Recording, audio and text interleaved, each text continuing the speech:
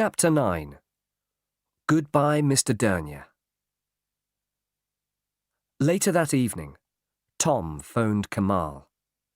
He told him about his meeting with Julie. Kamal listened while Tom explained what had happened.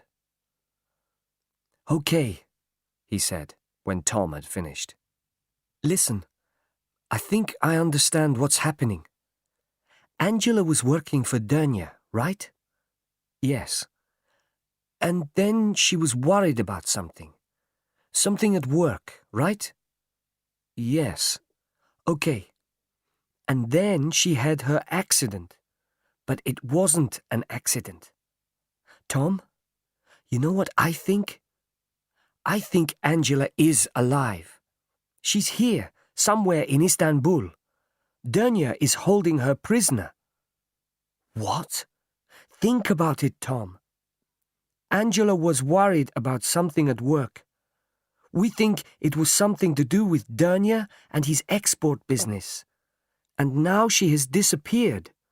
But she isn't dead. There was no car accident. Dernier is holding her prisoner. I'm sure of it." "But," began Tom, "I don't—" "Listen, Tom," continued Kamal. "What about the man in the Topkapi Palace today? The man who followed us? You know what I think, Tom? I think Dernier and his friends have been watching you since you arrived in Istanbul. They know where you are staying. They know you went to the consulate, and that's how they followed us to the palace today. They know everything about you, Tom." "God," said Tom quietly. "My God, Kamal. I think you're right. You must be right. But what are we going to do now?" "I'll tell you," said Kamal. "They know where you are staying, and they know you're looking for Angela. That's why they're watching you. They want to find out what you do next. Well, I'll tell you what you're going to do next. You're going to leave Istanbul. Now listen." Next morning, Tom checked out of his hotel. "Thank you," he said to the receptionist. "And goodbye." "Leaving Istanbul?" "Yes, I'm going home." "Goodbye, sir. Have a good journey." Tom took a taxi to Dernier's office. The driver stopped outside. "Wait here, please," said Tom. "I'll be back in a few minutes." He went into the office. "Good morning," he said to the secretary. "Is Mr. Dernier here? I've come to say goodbye." She went to the office. Mr. Dernier came out. "Ah, Mr. Smith." "Good morning, Mr. Dernier. I've come to say goodbye." "Leaving so soon?" "Yes.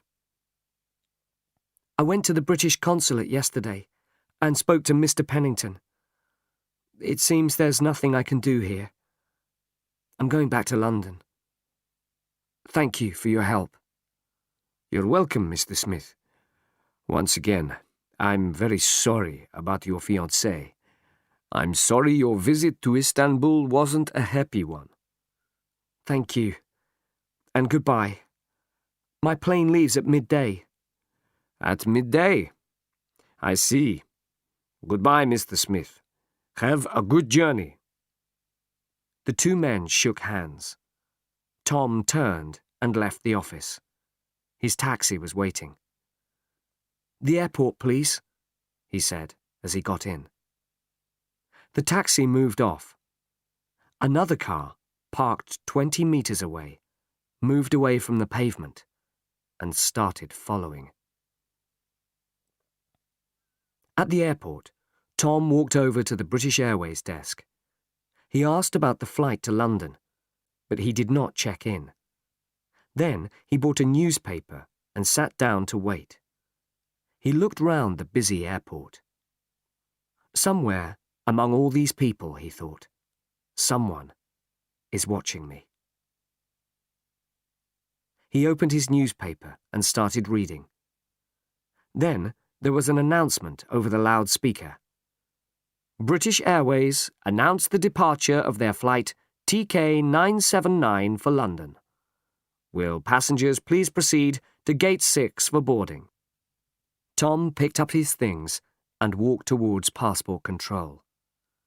There were lots of people at the entrance to passport control. Tom went into the crowd of people and moved towards a large man whose relatives were saying goodbye. Suddenly, he turned and went into the men's toilet. In the toilet, he took off his jacket and started to wash his hands and face. No one followed him into the toilet. Then there was another announcement.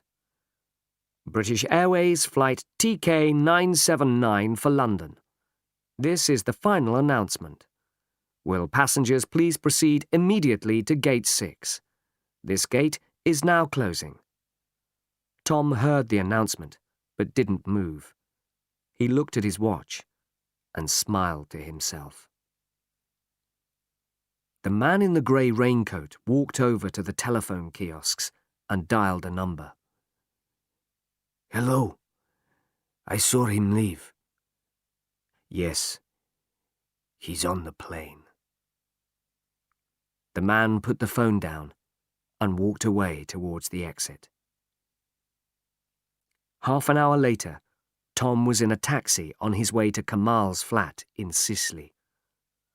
Kamal opened the door. Hello, Tom, he smiled.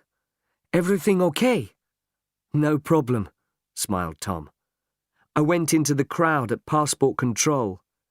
Then I hid in the toilet at the last minute. Well done. Dernier and his friends will think you have gone back to London. Now you can stay here in my flat, and we can start looking for Angela. And we know where to start, don't we? Yes. Dernier's office, replied Kamal.